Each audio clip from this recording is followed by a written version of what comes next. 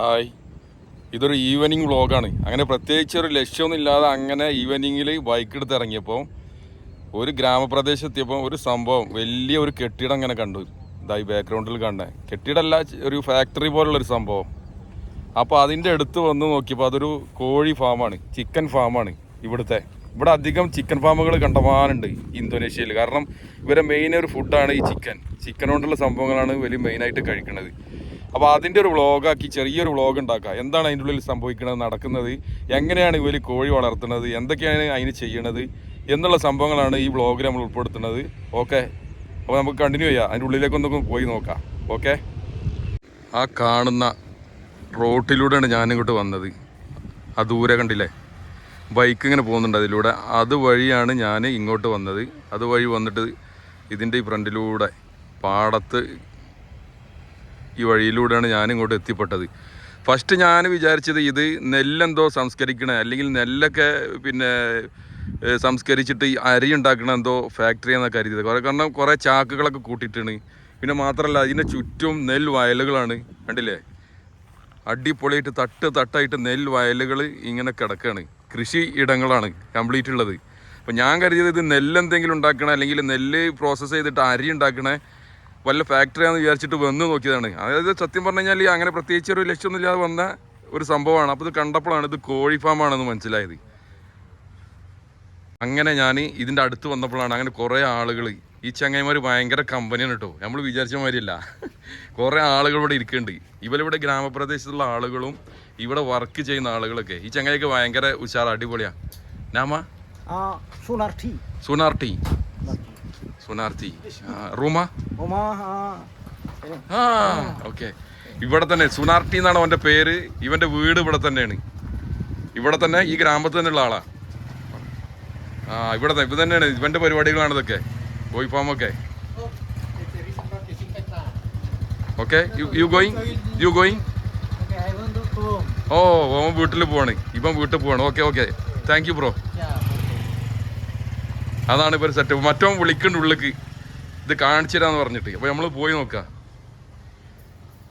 Okay,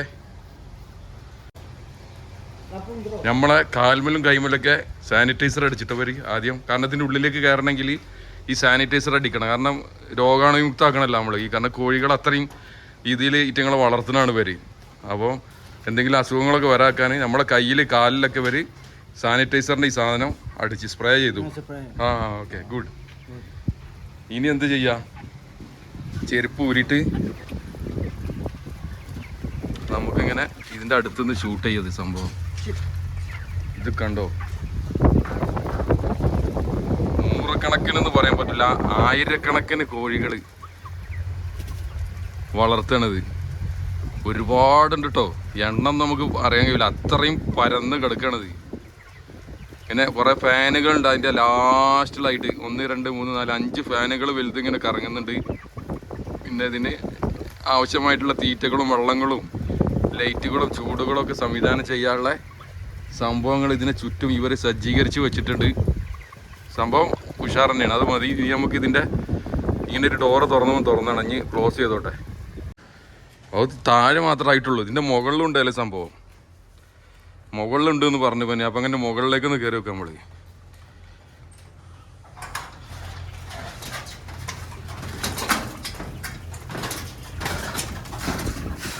അതിൻ്റെ door തുറന്നു. അതേ സെറ്റപ്പ് തന്നെയാണ് ഇവിടെ ഉള്ളത് കേട്ടോ. അതുപോലെ ഒരു തട്ട് ഇതിൻ്റെ മുകളിലുണ്ട്. സെയിം സംഭവങ്ങൾ റിപ്പീറ്റ് ചെയ്തിട്ട് അതേ ലെവലിൽ 5 ഫാനായിട്ട് ഫുഡ് വെള്ളമൊക്കെ വെച്ചിട്ട് അഡ്ജസ്റ്റ്മെൻറ്റിൽ അതേ സാധനം തന്നെ ഇവിടെയും ക്രമീകരിച്ച് വെച്ചിട്ടുണ്ട്. ഇവിടെയാണ് ഉറങ്ങുന്നതെന്ന് പറഞ്ഞത്. ബൊബോ ഉറങ്ങുന്ന സ്ഥലം. ഉറങ്ങുന്ന സ്ഥലമാണ് ഇവിടെ നൈറ്റിൽ, അല്ലെങ്കിൽ റെസ്റ്റിൻ്റെ ടൈം. പിന്നെ ഇതിൻ്റെ സിസ്റ്റങ്ങളാണ് ഇതിൻ്റെയൊക്കെ കേട്ടോ. ഇലക്ട്രിക്കൽ സിസ്റ്റമാണ് ഇതിൻ്റെ. എങ്ങനെയാണ് ഇതിൻ്റെ ടെമ്പറേച്ചർ ക്രമീകരിക്കേണ്ടത്, ഫാൻ എത്ര സ്പീഡിൽ കറങ്ങണം, ഇതിൻ്റെ ഇങ്ങനത്തെ സംഭവങ്ങൾ, വെള്ളം എത്ര രീതിയിൽ പോകണം, അങ്ങനെ പമ്പ് ചെയ്യാനുള്ള സംഭവങ്ങളും എല്ലാത്തിനും ഉണ്ടാവുമല്ലോ ഒരു സിസ്റ്റം. അങ്ങനെ അതിൻ്റെ സംഭവങ്ങളാണിത്. ഓക്കെ കൂൾ ഫാൻ 5 ഫാൻ 2 അതുപോലൊക്കെ എഴുതി വെച്ചാണ് തീമൻ കേട്ടോ. എത്ര കൂളാണ് ടെമ്പറേച്ചർ എന്നൊക്കെ. ദിസ് ഈസ് 27 യെസ് 27.6 ഡിഗ്രി സെൽഷ്യസിലാണ് ഇപ്പം ഇതിൻ്റെ ടെമ്പറേച്ചർ നിൽക്കുന്നത്. അതാണ് അതിൻ്റെ സംഭവം. Okay okay okay. ഇത് ഇവൻ്റെ സുഹൃത്തുക്കളാണ് കേട്ടോ ഇവിടെ ഉള്ള. ഇവൻ പോലീസുകാരനാണല്ലോ അവൻ. പോലീസിലാണ്. ഇത് ലീവാണ്. അപ്പം ഇവിടേക്ക് വന്നിട്ട് സിഗരറ്റൊക്കെ വലിച്ചു ഇവിടെ ഇങ്ങനെ ഇരിക്കുകയാണ് കമ്പനിക്കാരുടെ കൂടെ. പോലീസി ഓക്കെ കേട്ടോ. പോലീസിൻ്റെ യൂണിഫോം ഒക്കെ ഉണ്ട്. ഇവൻ്റെ ടീഷർട്ടാണ് സംഭവം. അപ്പോൾ ഇന്ന് ലീവാണ് പനി. ഇവിടെ വന്നിട്ട് ഇരിക്കുകയാണ് ആള്. അതായത് കമ്പനിക്കാരുടെ കൂടെ പിന്നെ ഈവനിങ്ങിൽ സ്പെൻഡ് ചെയ്യാണ് ഇവിടെ.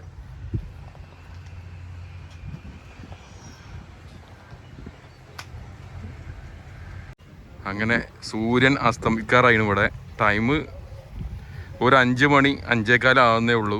പക്ഷേ ഇവിടെ 5:15 5:20 5:30 മണിയാകുമ്പോഴേക്കും ഇരുട്ടായിട്ട് സൂര്യൻ അസ്തമിക്കും. അതാണ് ഇപ്പോഴത്തെ ഇവിടുത്തെ കാലാവസ്ഥൻ്റെ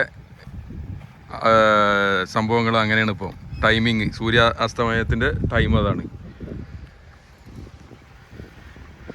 നല്ലൊരു അന്തരീക്ഷമാണ് കേട്ടോ ഇവിടെ. നല്ല കാറ്റ്.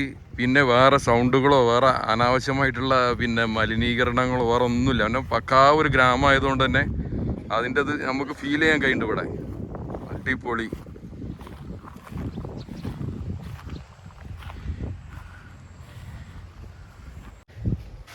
ഈ ചങ്ങായിമാർ ഭയങ്കര ഉഷാറാട്ടോ.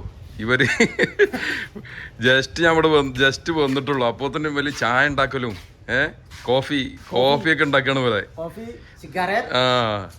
അതൊക്കെ